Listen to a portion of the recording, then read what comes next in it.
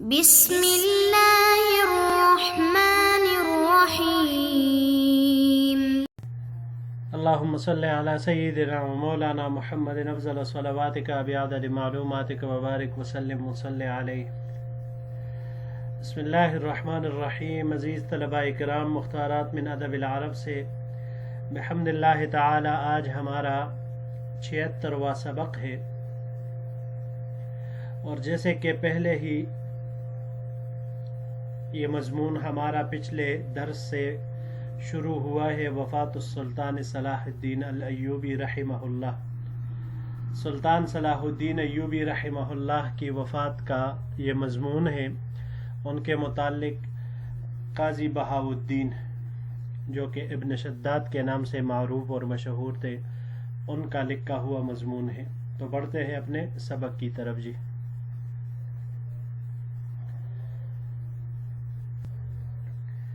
پچھلے سبق میں ہم نے پڑھا تھا کہ ہفتے کے دن صلاح الدین ایوبی رحمہ اللہ کو صفراوی بخار نے گھیر لیا، اور وہ بخار ایسا تھا کہ جو اندرونی زیادہ تھا اور باہر کم تھا۔ یہ 16 صفر 89 ہجری والی تاریخ بنتی ہے۔ تو ہفتے کے دن یہ بخار کی اثر سے نڈال ہو گئے، اور پھر اس کے بعد ان کے مرض میں اضافہ ہوتا چلا گیا، یہاں تک کہ کبھی کبھی ان کو افاقہ بھی ہو جاتا۔ تو پھر اس دوران یہ قاضی الفاضل اور ملک الافضل اور اسی طرح قاضی بہاؤالدین، ان کے ساتھ باتیں وغیرہ کرنا ان کو اچھا لگتا تھا۔ پھر جو مرض میں اضافہ ہوتا چلا گیا، کمزوری غالب آتی گئی، تو اس کے بعد اطباء اور حکماء نے یہ علاج تجویز کیا کہ ان کے بدن سے خون نکالا جائے۔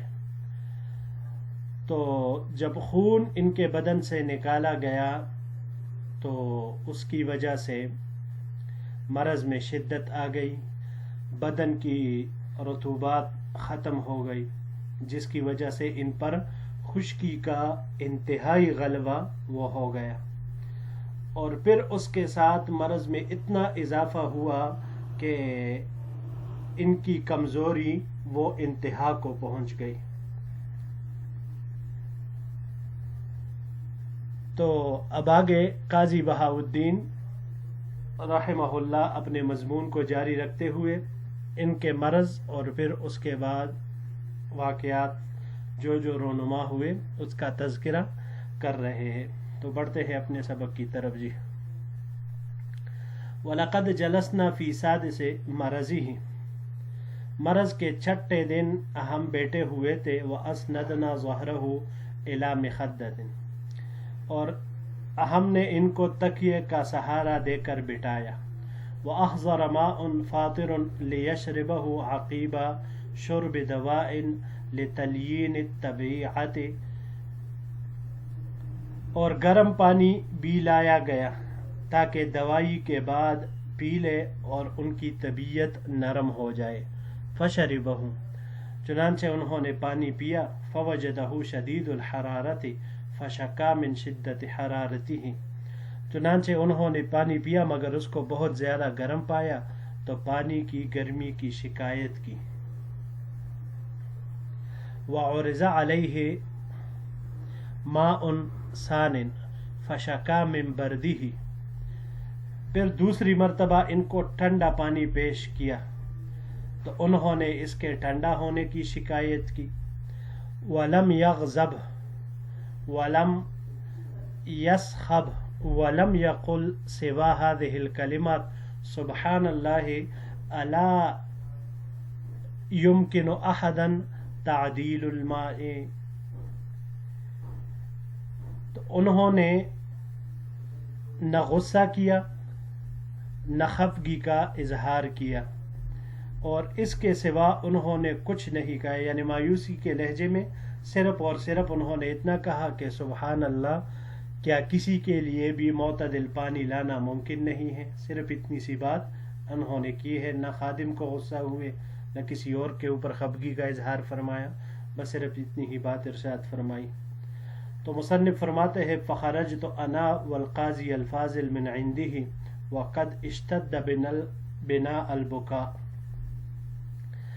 ہم یعنی میں اور قاضی الفاضل صلاح الدین ایوبی رحمہ اللہ کے ہاں سے نکل آئے اس حال میں کہ ہم پر رونے کا غلبہ تھا یا ہمارے آنکھوں میں آنسو آئے تھے. والقاضی الفاضل یقول، اور قاضی الفاضل نے کہا ابصر هذه الاخلاق التي قد اشرف المسلمون على مفارقتها، کہ اس اخلاق کے عظیم پیکر کو دیکھو جن کی جدائی سے مسلمان محروم ہونے والے ہیں، یعنی جن کی جدائی پر مسلمان ایسے اعلیٰ انسان اعلیٰ اخلاق سے محروم ہونے والے ہیں.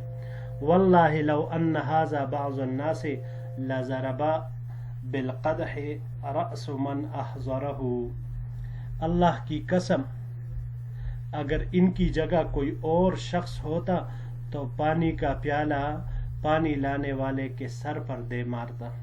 واشتد مرضه في السادس والسابع والثامن ولم يزل يتزايد ويغيب ذهنه.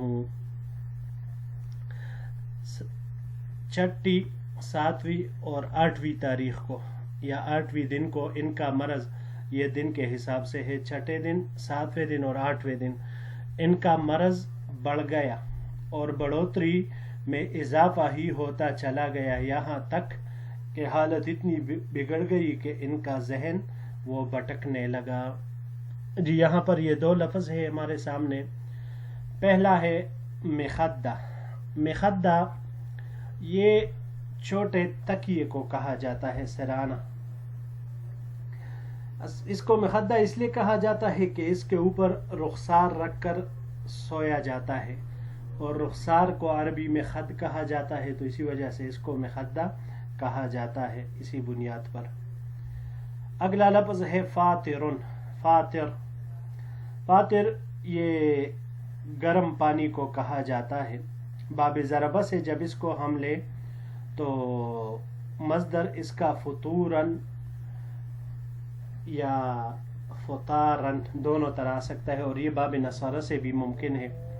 یہ کہتے ہیں تیزی کے بعد ساکن ہونا، اور یا سختی کے بعد نرم ہونے کے معنی میں. لیکن اگر ان دونوں ابواب سے اس کا مصدر فترن آئے تو یہ کہتے ہیں کہ کسی چیز کو انگوٹھے اور انگشت شہادت کے درمیان ناپنا، ان دونوں انگلیوں کے ساتھ کسی چیز کو ناپنے کو فترن یہ کہا جاتا ہے. اور اگر اس کو ہم باب تفعیل سے لے لیں تو باب تفعیل سے لینے کی صورت میں تفطیرن آتا ہے، سکون اور نرمی پر برانگیختہ کرنا، اس معنی میں یہ آتا ہے. جی تو بڑھتے ہیں اپنے اگلے سلائیڈ کی طرف.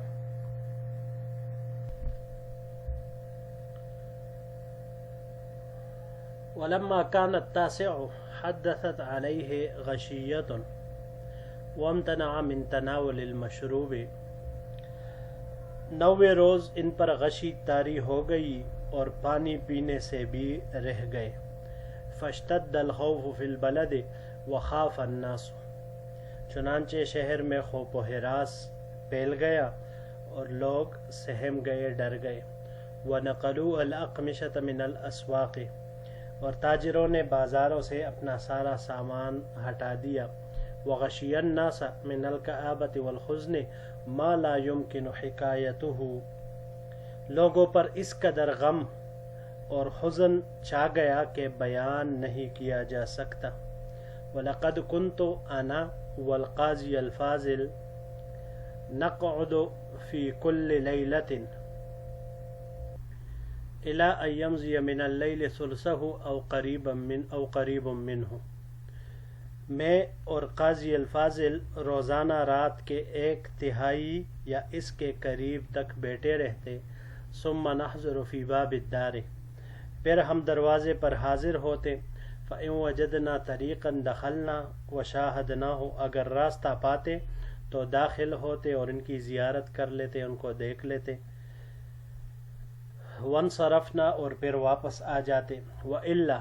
لیکن اگر موقع نہیں ملتا داخل ہونے کا، عرفونا احوالہ، تو پھر اس صورت میں اندر کے لوگ ہمیں ان کے احوال سے باخبر کر دیتے، یعنی ان کی صحت کے بارے میں اندر والے لوگ ہمیں بتا دیتے کہ آج سلطان کی طبیعت کیسی ہے۔ وَكُنَّا نَجِدُ النَّاسَ يَتَرَقَّبُونَ خُرُوجَنَا إِلَىٰ أَن يُلَاقُونَا حَتَّىٰ يَعْرِفُوا أَحْوَالَهُ مِنْ صَفْحَاتِ وُجُوهِنَا، اور ہم لوگوں کو اس حال میں دیکھتے کہ وہ ہم سے نکلنے کے لیے ہمارے منتظر ہوتے تاکہ سلطان کے متعلق جان سکے، لیکن ہمارے چہروں کی حالت سے سلطان کی احوال وہ لوگ جان لیتے۔ جی یہاں پر بھی یہ دو لفظ ہے، پہلا ہے الاقمشۃ، قمشہ، یہ مفرد اس کا قماشن آتا ہے، سامان وغیرہ کو کہا جاتا ہے۔ باب ضربہ اور نصرہ سے یہاں پر یہ استعمال ہوا ہے، قمشن ادھر ادھر سے جمع کرنے کے معنی میں آتا ہے، اور یہی معنی جب ہم باب تفعیل پر اس کو لے جائے تقمیشن مصدر آئے تو یہ بھی ادھر ادھر سے جمع کرنے کے معنی میں آتا ہے۔ جب اس کو ہم باب افتعال سے لیں گے تو باب افتعال سے اقتماشن، اقتماش کہا جاتا ہے ادھر ادھر سے کانے کو، تو اس معنی میں پھر آئے گا۔ اور اگر اس کو ہم باب تفاعل پر لے جائیں تو باب تفاعل سے لینے کی صورت میں تقمشن، جو بھی ملے اس کو کانا مراد ہوگا اس سے، چاہے وہ اچھا ہو یا خراب ہو، ردی ہو، جو بھی ہو۔ من الکآبہ، کآبہ کنوا، کعبہ آئے گا اس سے، یہ باب سمعہ سے کعبن یا کعبتن، غمگین ہونے کے معنی میں یہ آتا ہے۔ اور اگر باب افعال سے اس کو ہم لے ایک آبن تو پھر یہ ہلاکت میں پڑنے کے معنی میں یہ آتا ہے۔ جی تو بڑھتے ہیں اپنے اگلے سلائیڈ کی طرف۔ وَلَمَّا كَانَ الْعَاشِرُ مِن مَرَضِهِ حُقِنَ دَفْعَتَيْنِ وَحَصَلَ مِنَ الْحُقْنِ رَاحَةٌ، مرض کے 10ویں دن 2 دفعہ انتڑیاں صاف کرنے والی دوائی دی گئی، جس سے سلطان نے کچھ آرام پایا۔ وَحَصَّلَ بَعْضُ خِفَّةٍ، اور ان کو کچھ افاقہ ہوا۔ وَتَنَاوَلَ مِن مَاءِ الشَّعِيرِ مِقْدَارًا صَالِحًا، اور جو کے پانی کی اچھی خاصی مقدار بھی نوش فرمائی۔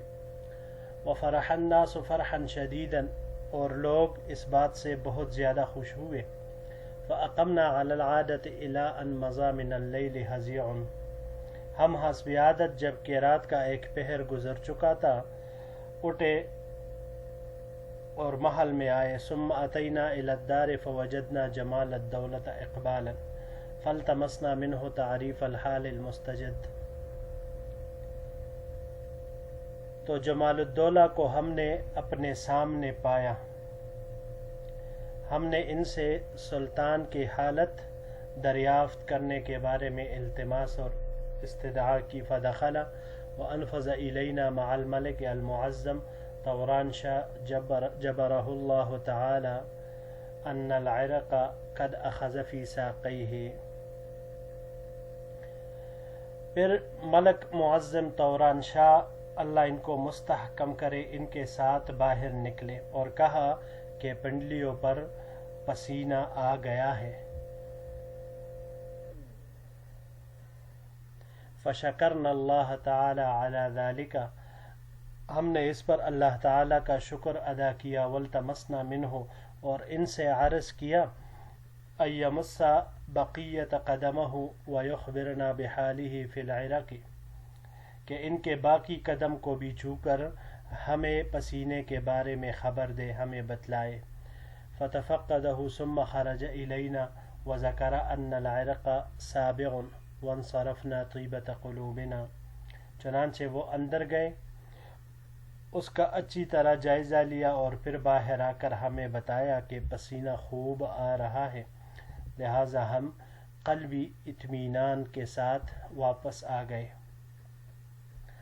ثم أصبحنا في 11 من مرضه وهو 26 من سفر. پھر مرض کے 11ویں صبح یعنی سفر کی 26ویں تاریخ تھی، 26واں دن تھا. فحضرنا بالباب، ہم دروازے پر حاضر ہوئے. وسألنا عن الاحوال، اور ان کے احوال دریافت کیے.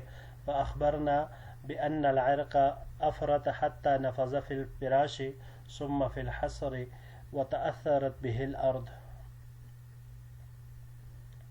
تو ہمیں بتایا گیا کہ پسینہ بہت زیادہ نکل گیا ہے، یہاں تک کہ بستر سے چٹائی پر ٹپک رہا ہے اور زمین بھی متاثر ہوئی ہے.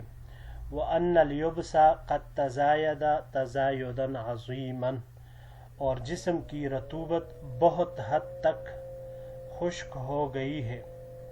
وحارت فی القوت الاطباء، مگر اس کے باوجود بھی سلطان کے جسم کی قوت اور توانائی سے اطباء سارے حیران تھے کہ اس حالت میں بھی سلطان کس قوت کا مظاہرہ کر رہے ہیں. یہاں پر ایک لفظ ہے جی ہزیعن. ہزیعن اس کی جمع ہزعن آتی ہے، ایک حصہ ایک ساعت پر اس کا اطلاق ہوتا ہے. باب فتح سے یہ یہاں پر استعمال ہوا ہے ہزعن، تعجیل جلدی کرنے کے معنی میں یہ آتا ہے.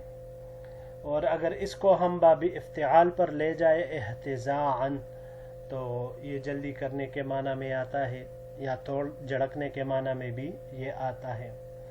اس کے علاوہ جب باب تفعیل اور تفاعل پر لے جائے تو باب تفعیل سے تہزیعن، ٹکڑے ٹکڑے کرنا، اس معنی میں یہ آتا ہے. اور اس کے علاوہ باب تفاعل سے تہزعن، یہ ڈگمگانے کے معنی میں استعمال ہوتا ہے. جی تو عزیز طلباء کرام، یہی تک ہمارا آج کا سبق تھا. انشاءاللہ العزیز اگر زندگی رہی تو پھر اگلے درس کے ساتھ آپ کی خدمت میں حاضر ہوں گے. السلام علیکم ورحمۃ اللہ وبرکاتہ.